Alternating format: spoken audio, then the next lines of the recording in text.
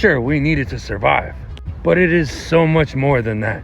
And if people understood just what it's capable of, it would make things that are going on right now a lot more clear. And what am I talking about?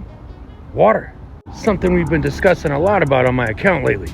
Lakes disappearing overnight, droughts, floods, even dead water. And just so we're clear, we've been talking about water, but there's another common denominator here, and that's the big DC, and why they're using so much water.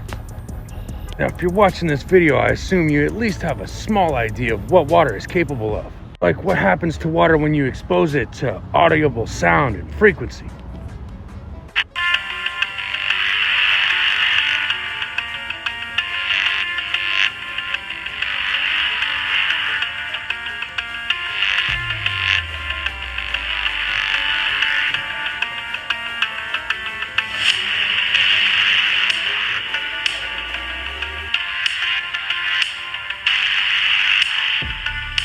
And before anybody hits my comment section, no, that video isn't AI. This is the patterns in water for every keystroke on the piano. And something extraordinary happens when you expose it to music and then freeze it. They presented water with different types of music, after which they froze the water and then under the microscope could clearly see the crystals that the water had formed. Here, we see crystallized distilled water before music is introduced.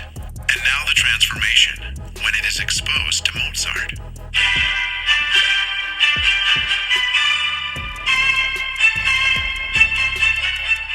Now, these are all things about water that people discovered throughout history. But here in the more recent years, they discovered that ice, when it's bent, can generate its own electricity.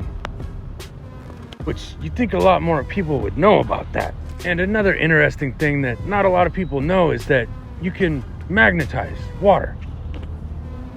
And it can happen with something as simple as sand and quartz crystals. And then of course there's the big debate about water. Can water remember? And I only say it's a debate because I think it's pretty obvious if you look into the research. So water, if it's frozen and bent, it can create its own electricity. Check. And it can be magnetized. Check. So after seeing that, your next question should be, what's really going on? Y'all stay safe.